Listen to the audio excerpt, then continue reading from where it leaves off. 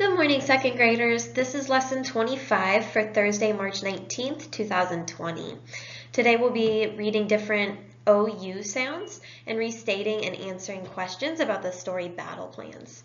This is actually going to be our last new lesson for Unit 5.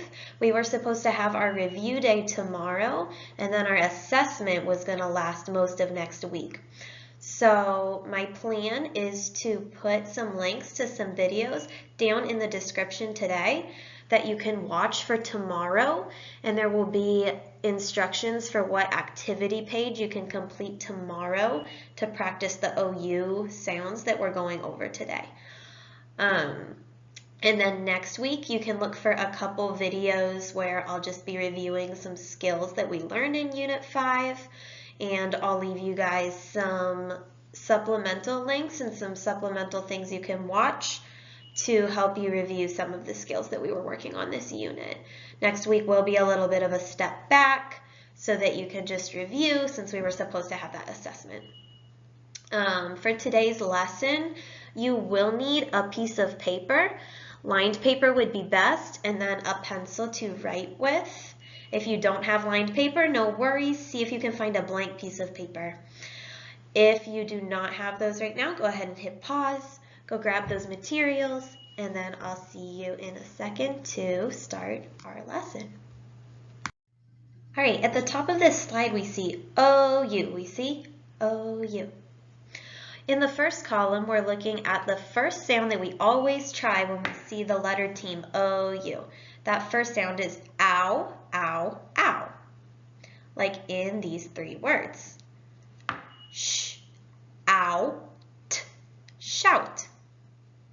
Ow, t, out. Ow, th, mouth.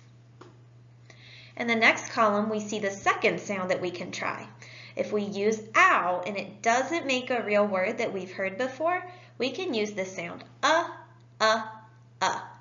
like in the last three words. T, ch, touch. K, n, t, r, e, country. That's a long one. J, l for syllables, gel, s, us. Put them together, gel, us, jealous.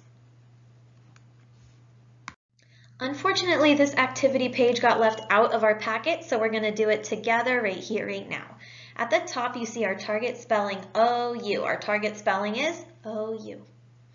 They give you some examples of words with that ow sound that it usually makes, and then some words with the sound that it can sometimes make. Your job down at the bottom is I'm going to read the sentence to you, and I'm going to pause my words when I get to the OU word. You're going to say the O word that you see. If you hear that OU word is making its ow, ow, ow sound, you're going to write that word right here in the ow column. If you read the word and ow does not make a real word, you're going to try the sound. If the word that you see makes the sound, you're going to write it right here in the column. You're going to point to the column where you would write the word since we don't have that worksheet in front of us. So they already did number 1 for us. Is he old or? They determined that word is young. Young has the sound in it, so they wrote it in the column. So you would point to the column. Let's go ahead and try number 2. Number 2 says the sky has lots of. What OU sound did you hear? Point to where you would write that word. That word is clouds. The OU says ow, so I would write it in the ow column right there. Number 3, the lake is, it's a big word, 3 syllables. Take your time to sound it out. Did you hear ow or Point to the column where you would write that word. That word is enormous. Enormous has the sound in it, so you would write it here in the column. Good job, you, if you were pointing to the column. Let's do number 4. Did you hear that? Did you hear the ow sound or the sound? Point to the column where you would write that word. That word is sound. It has the ow sound, so you would write it right here. Let's try number 5. My name is Doug. They have an apostrophe S at the end of that word because that name belongs to someone. We have 2 words in that sentence. My name is Doug. I gave away the last word. The first word has the same sound. Both of those have the sound, so both of those words would go here in the column. Number 6, tests make me. Do you hear ow or Point to the column where you would write that word. That word is nervous. It goes in the column. Last one, number 7. Check the lost and box. Do you hear ow or Point to where that one would go. That word is found. That word has ow in it. You're going to write it right here. Nice job. All right, 2nd grade, our story today is called Battle Plans. It's called Battle Plans. This one is actually in your ELA packet if you want to grab that. You're going to look for the page that has 126 at the bottom. It looks just like this. Down at the bottom, it says 126. Go ahead and grab that and you can follow along while I read.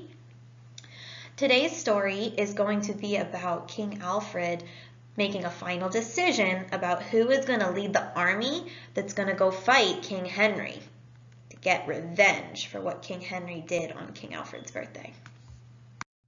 Our first vocabulary word that you'll see in today's story is volunteer. Volunteer. Volunteer means to offer to do something. Like, I will volunteer at the animal shelter. Tell me your sentence with volunteer.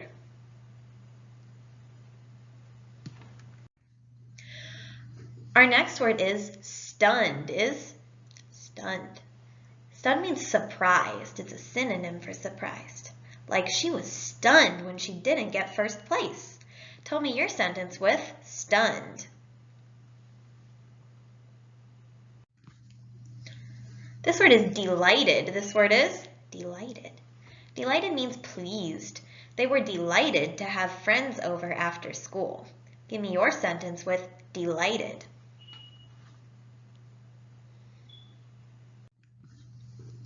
All right, let's get started reading. Find page 126. Point to that first word, yes, and follow along as I read aloud. Yes, I pick you, Sir Gus. Why, who else would I pick? Said the king. I have lost count of all the times you have saved me. You see, the king believed Sir Gus had fallen off his chair in his eagerness to volunteer to lead the army. Do you remember why Sir Gus really fell off his chair? Go ahead and tell me.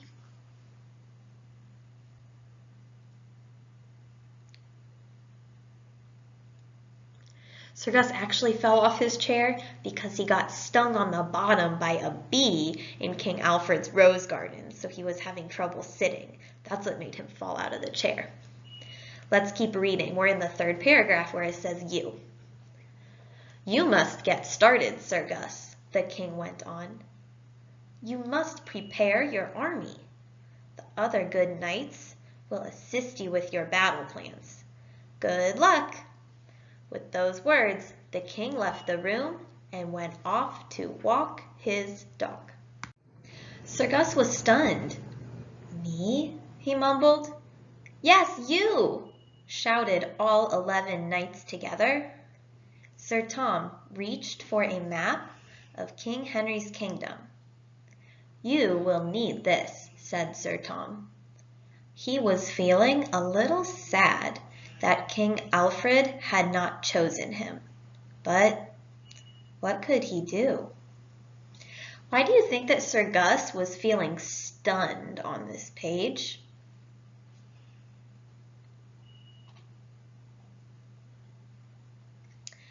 I think maybe he was feeling stunned because he keeps getting lucky all the other times that he's saving the kingdom, and so he just doesn't understand why on earth King Alfred would pick him to fight the battle. This map shows all of the hills, rivers, and valleys in King Henry's kingdom, Sir Tom explained. Thank you, said Sir Gus. He did not understand why he would need a map that showed hills, rivers, and valleys unless it was to point out the best places to hide. Still, he took the map and pretended to look at it. Sir Gus, said Sir Tom, you are holding the map upside down. Am I? Said Sir Gus. Then he added, yes, I am. You see, I am trying to get a sense of how things might look from the enemy's position. How do you think that the knights are feeling right now about Sir Gus's ability to make these battle plans?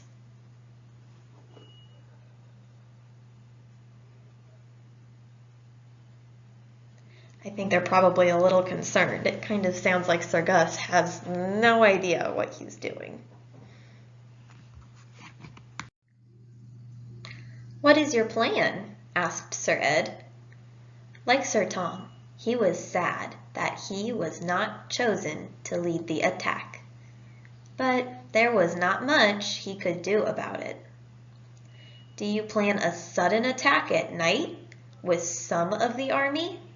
Or an all-out attack at sunrise with the entire army? Sunrise, said Sir Gus. That is in the morning. No, I think the attack at night is a much better plan. If you like, Sir Ed, you could lead the sudden attack, and I could stay with the rest of the army and keep them safe. Why do you think that Sir Gus does not want to have a battle in the morning at sunrise?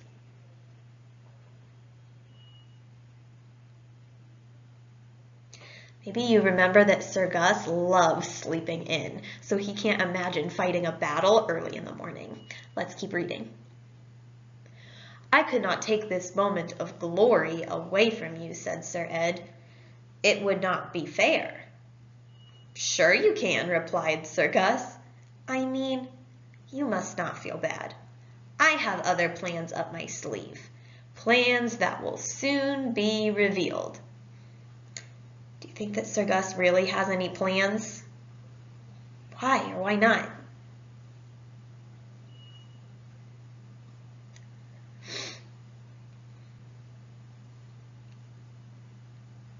I think he's just trying to buy himself some time, so maybe he doesn't have to actually come up with battle plans. Let's see.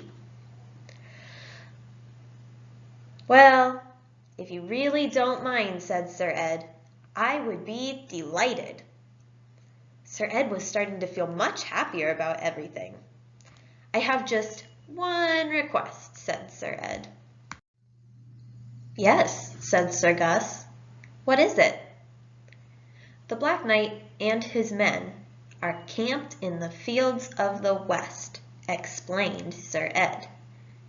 I would like to attack them there, and I would like to take Sir Tom with me. He can lead our knights in battle, while I lead our foot troops. I was just about to say the very same thing, announced Sir Gus. Was he really about to say the same thing? Probably not. Wonderful, said Sir Ed. Excellent.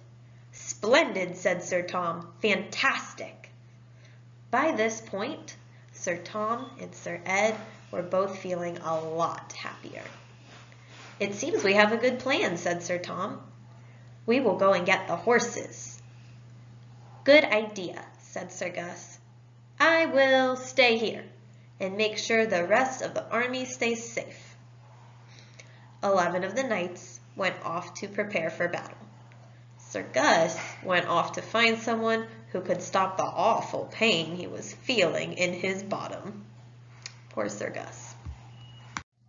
All right, now that we're done reading, remember that lined paper and pencil that I asked you to grab at the very beginning of our video? Go ahead and get those ready. You're going to need them for this last activity. We're going to restate and answer in complete sentences the questions that you see here on the screen. When we restate, remember we cross out any question words and we answer in a complete sentence. Do your best to answer these in complete sentences. If you want to text me your work when it's complete, that would be super, super awesome. I'd be so excited to see what you guys are writing. I've missed being able to check your work in class. So send me a text message at my phone number with a picture of your answers if you're able to get this done. Question number 1. The king thinks that Sir Gus has volunteered to lead the army. Why? Another way to ask that question could be, why does the king think that Sir Gus has volunteered to lead the army? Go ahead and pause and answer that question. Number 2 says, what does Sir Tom hand to Sir Gus? Look back in the story and see what Sir Tom hands to Sir Gus. Press pause and write down that answer.